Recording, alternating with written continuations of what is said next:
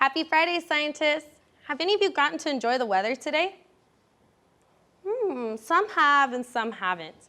April can have such nice sunny weather, and some days have light rainy weather. This reminds me of the weather conditions that we talked about on Monday.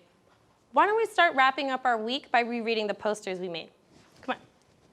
All right, so on Monday, we launched our question, why can't we measure a person's temperature after being in the sun? And I asked this question because I did a training that said we shouldn't take the temperature of students or ourselves right after they've been in the sun. And we determined that when it's rainy, it feels cold here in San Francisco. When it's foggy, it also feels cold. When it's cloudy, it feels so-so. And when it's sunny, it feels warm. The next day, we took temperatures outside using the thermometer. And the day after, we used a large thermometer to help us learn how to read the temperature of different temperatures. So if I wanted to find 98.6, I could go to 90 or 100 and either count up to 8, 3, 4, 5, 6, 7, 8, or I could count back to 100, 99, 98. Then we also talked about the amazing scientist Faith Flores and her quote, "I wanted to start a project that was based on solving that specific problem." And the problem she was solving was that it was getting too hot for workers and they needed to know when their breaks were going to be. And, well, that leads us to today.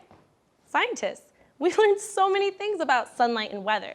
And this was really helpful because I think we could finally answer our question, why shouldn't we measure our temperature after being in the sun?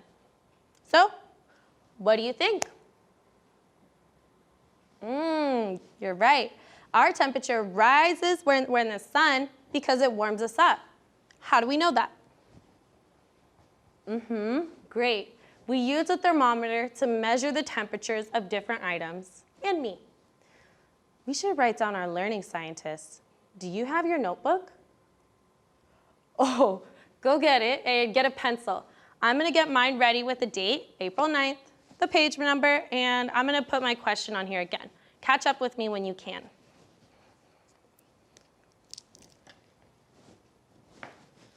With this.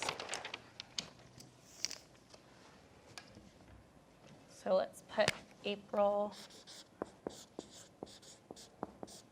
9th, 2021. And this is going to be page 32. And I'm going to just post my question again. Please copy this down, scientists. But why can't we measure a person's temperature after being in the sun? Awesome job. So let's answer our question. We had said our temperature goes up when we're in the sun. So let's get that down. I'm going to use orange. Our temperature goes up when we're in the sun.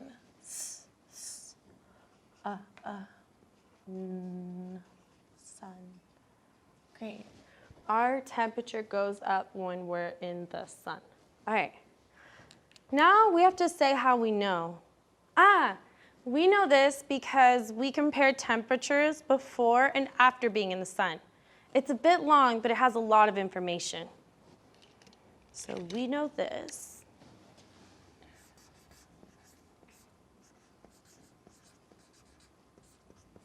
Because we compared temperatures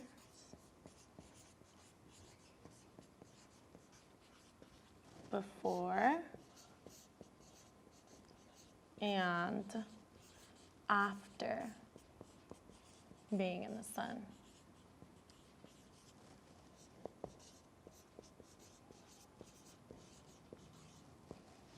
We know this because we compare temperatures before and after being in the sun.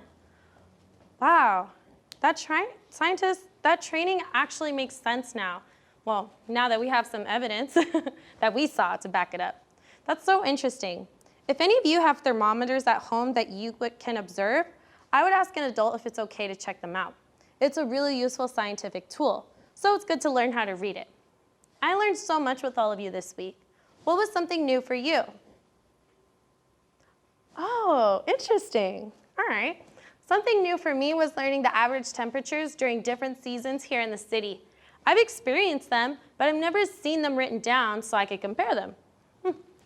Next week, we're going to learn a little more about sunlight. So if you can, just observe the sky a little more than usual this weekend. We'll see why. Please enjoy the rest of the show, and I'll see you next week, scientists.